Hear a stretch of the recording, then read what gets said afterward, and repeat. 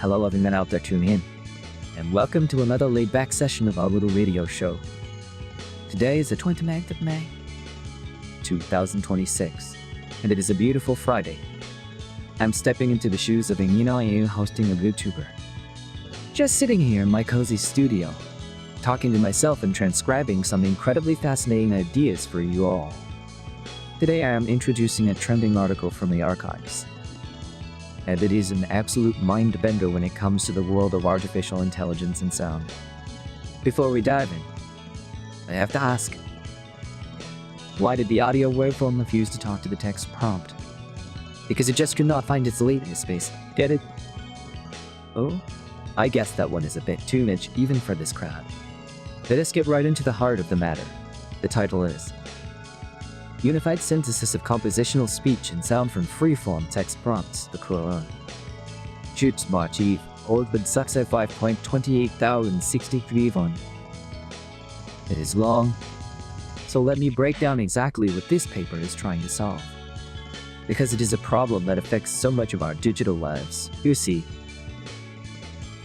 audio generation has made some truly massive leaps recently, but making unified audio, where human speech and background sounds are naturally mixed together, is still a huge challenge. Right now, current methods mostly rely on disjoint pipelines.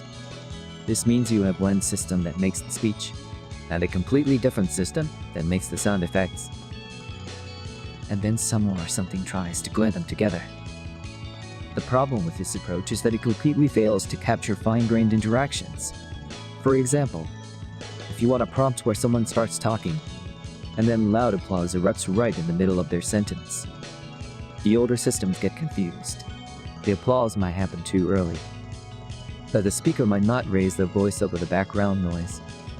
Other existing unified models try to fix this, but they require highly structured inputs, meaning you have to write with text in a very weird, robotic way.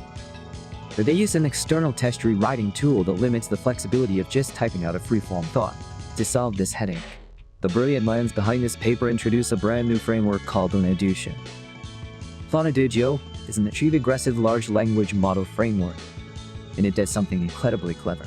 First of all, it simplifies the whole model architecture by throwing away traditional text emitters ideas, and instead, it just uses the intrinsic reasoning capability of the language model itself. That's the real magic trick here, and this is where it gets super interesting. It's something they call a semantic latent chain of thought mechanism. Imagine you are a movie director. You do not just tell the actors to start talking while the explosion happens. You plan out the scene first, figuring out the timing and the semantic meaning of the moment. That is exactly what this latent chain of thought does. It acts as an implicit planting mechanism, bridging the gap between a high-level semantic understanding of your text prompt and the low-level acoustic synthesis of the actual sound waves. The model literally thinks ahead in a continuous latent space before it starts generating the audio tokens. Let us compare this with other technologies to really understand the impact. Older pipeline approaches separate the text-to-speech and text-to-sound models. Unified approaches like voice-over rely on text rewriting or multiple emitters, which makes the assisting PlanAudio, on the other hand, reads your freeform text directly, just like a human would. Researchers even created a specialized benchmark called PlanAudio Bench, which is filled with synthesized joint annotations for composite audio. When they ran the evaluations, PlanAudio literally crushed the existing pipeline in unified baselines, proving that you do not need complicated text rewriting to get perfect timing and natural sound blending.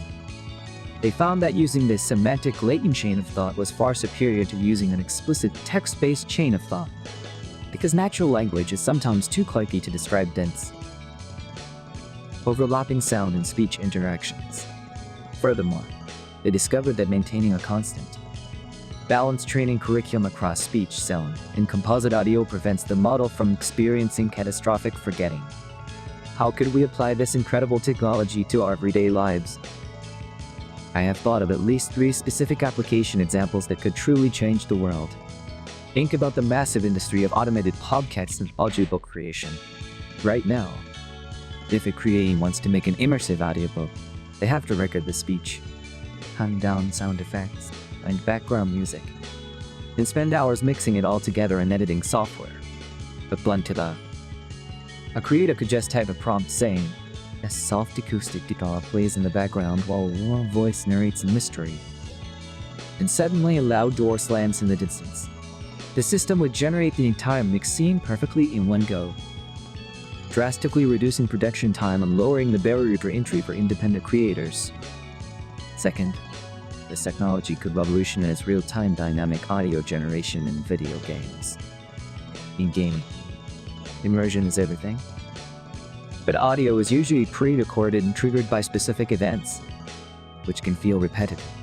By integrating a system like PlanAudio, games could generate unique, context-aware audio on the fly.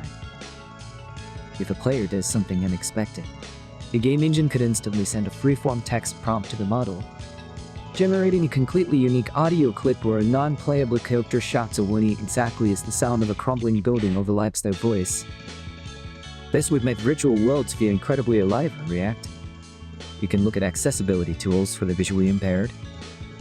Current screen readers are highly functional but very robotic and sterile, usually only providing flat speech.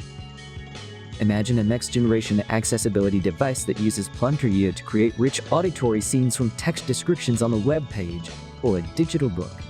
Instead of just reading the text, the device could translate vision scenes into an interactive audio theater, adding environmental textures and spatial sounds alongside the spoken text.